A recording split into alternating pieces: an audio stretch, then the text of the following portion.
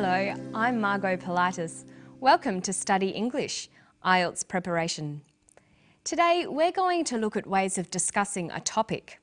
When you're writing or speaking, you can present facts or you can use your opinion. But how can you tell the difference? Today we'll find out. We're going to listen to a scientist talking about vitamin D and cancer. In this clip, see if you can hear both facts and opinions being used. I believe that the public health problem for vitamin D deficiency is quite significant.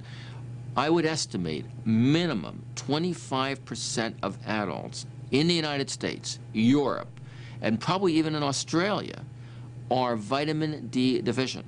I mean, if you think about it, over 250,000 women in the United States will develop breast cancer this year. Something like 50,000 will die. If 25% of those breast cancers could have been averted, prevented in some way, just by having a little exposure to sunlight, would have been really tremendous. So he was talking about the links between vitamin D and cancer. Many Australians these days are avoiding the sun because they know it can cause skin cancer.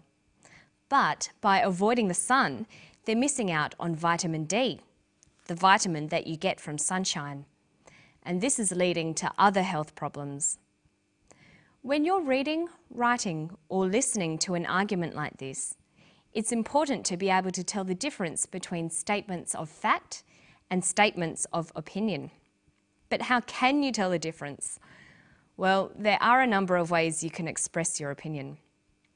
Today, we're going to look at two of these, using phrases that express an opinion and using modal verbs. First, let's look at some phrases.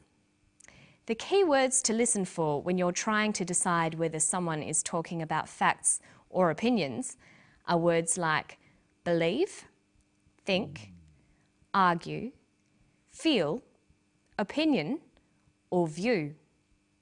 These vary from formal to informal. If I was talking with my friends, I might say, I think or I believe. If I was in a class or tutorial, I might say, in my opinion, or in my view. But if I was writing an essay or giving a very formal talk, I'd probably choose, it is believed, or it is thought. In formal writing, many people think you should avoid using the word I, even if you are giving an opinion. Here's the clip again. Listen for some of those phrases. I believe that the public health problem for vitamin D deficiency is quite significant. I mean, if you think about it, over 250,000 women in the United States will develop breast cancer this year. Something like 50,000 will die.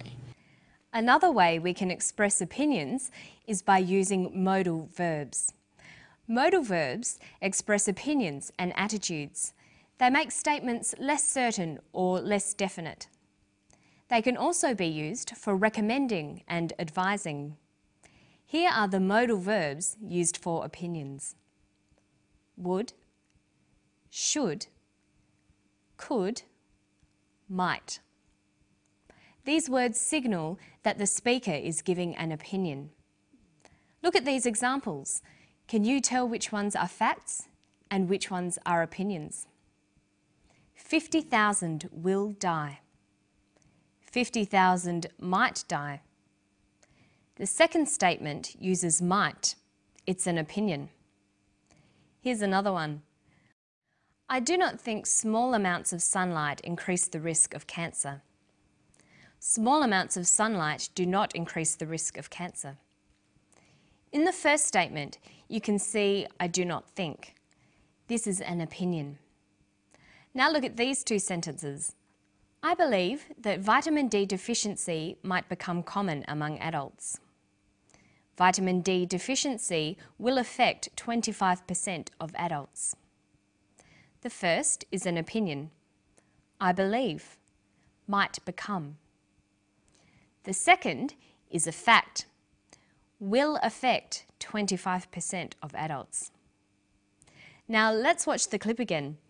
Listen for the phrases and modal verbs of opinions. I believe that the public health problem for vitamin D deficiency is quite significant.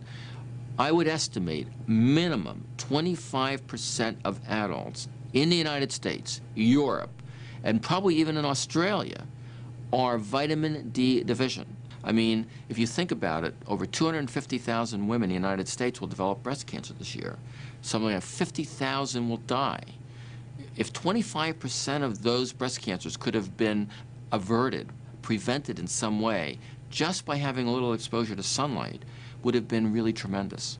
Okay, so you can see that Professor Hollick is expressing an opinion using a combination of phrases and modal verbs. But now we're going to look at some pronunciation tips. When you're learning English, there are three very important parts of pronunciation. They are word stress, sentence rhythm, and intonation. Today we're going to look at the first two, how you can practice word stress and sentence rhythm together to improve your spoken English. Listen to this sentence closely for word and sentence stress. I don't think we should blame moderate, intelligent exposure to sunlight throughout our lives as the culprit for markedly increasing our risk of developing skin cancer. Notice that the speaker uses many words with more than one syllable. That is common in formal academic language. But when you come across longer words, you have to learn which syllable to stress. For example, we say intelligent, increasing, and markedly. Notice that when you stress one syllable, the vowels in the other syllables are shortened. Sometimes these short syllables become a schwa, an sound, or an I. They're short, relaxed sounds. Listen to moderate, intelligent, exposure, culprit, markedly, developing, cancer. This shortening of syllables preserves the overall sentence rhythm. Listen to the clip again. I don't think we should blame moderate, intelligent exposure to sunlight throughout our lives as the culprit for markedly increasing our risk of developing skin cancer. So when you're learning to speak English, you need to learn the pronunciation of individual words, but you also need to practice sentence rhythm, putting the words together into sentences. This is much easier when you get used to shortening the non-stressed vowels. Okay, listen to the clip and then we'll practice some more. I mean, if you think about it, over 250,000 women in the United States will develop breast cancer this year. Something like 50,000 will die. If 25% of those breast cancers could have been averted, prevented in some way, just by having a little exposure to sunlight, would have been really tremendous. Okay, now you can try it. Listen to this sentence. It would have been tremendous to have averted or prevented significant vitamin D deficiency. Let's look at each of those words. We'll highlight which syllable is stressed. See if you can work out how to pronounce each word. Tremendous, averted, prevented, significant, vitamin, deficiency. Okay, now let's see what happens when we put these words back into a sentence. It would have been tremendous to have averted or prevented significant vitamin D deficiency. Making your spoken English sound natural takes a lot of practice. Don't forget to listen closely to vowel sounds and sentence stress. And remember to practice reading and writing in English every day. And that's all from me today. I'll see you next time on Study English. Bye.